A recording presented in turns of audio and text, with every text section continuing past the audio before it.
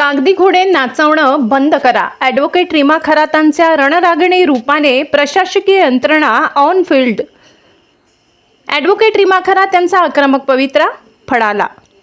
मोती तलावातील बुद्ध स्मारकाचा मार्ग अखेर मोकळा. जालना. गेल्या 15 ते 20 वर्षापासून कागदावरच राहिलेल्या मोती तलावातील तथागत गौतम बुद्ध स्मारकाचा प्रश्न आता मार्गी लागण्याची चिन्हे आहेत. भाजप नगरसेविका ॲडव्होकेट रीमा खरात काळे यांनी प्रशासनाला दिलेल्या सडेतोड इशाऱ्यानंतर महापालिका प्रशासन खडबडून जागे झाले असून आज प्रत्यक्ष जागेची पाहणी करण्यात आली.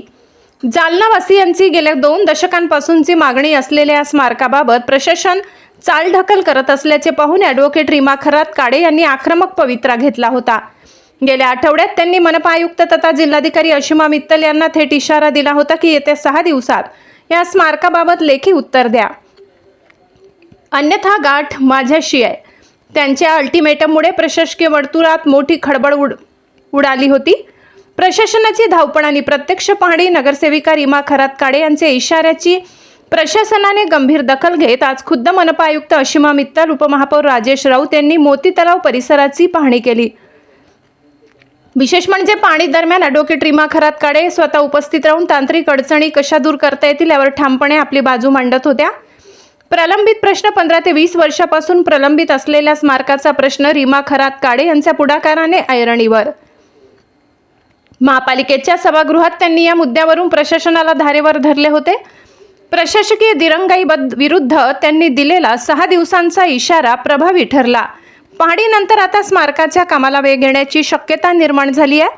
जालनावासियांच्या अस्मितेचा आणि श्रद्धेचा हा विषय गेल्या अनेक वर्षांपासून रखडला होता.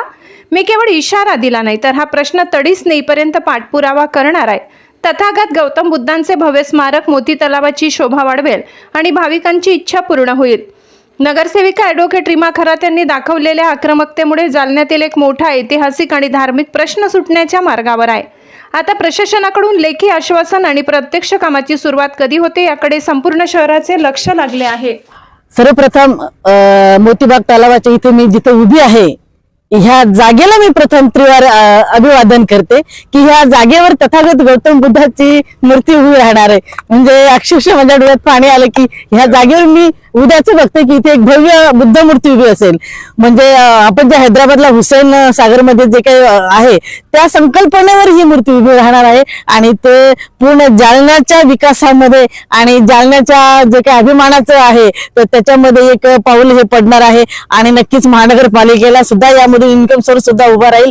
आणि जी काही माझ्या आंबेडकरी समाजाने 15-20 वर्षापासून मागणी लावून धरलेली होती, अक्षरशः माझ्या समाज बांधवावर गुन्हे दाखल झाले होते आणि बराच काही संघर्ष झालेला होता. 15-20 वर्ष अक्षरशः आमची फसवणूक झाली होती.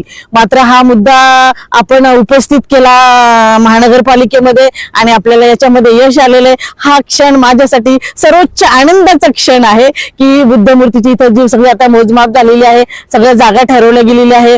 आता साऊथ सर इथे उभे आहेत आणि त्यांनी देखील सांगितलं एक 15 दिवसात जास्तीत जास्त आपलं सगळं इथलं लेवलिंग वगैरे सगळं सुरुवात झालेलं असेल आणि लगेचच आपल्या कामाला आता सुरुवात होत आहे. आणि हा समस्त आंबेडकरी समुदायाचा मी विजय मानते आणि सर्वांना मी सप्रेम क्रांतिकारी जय भीम करते आणि या जागेला पुनश्च मी अभिवादन करते.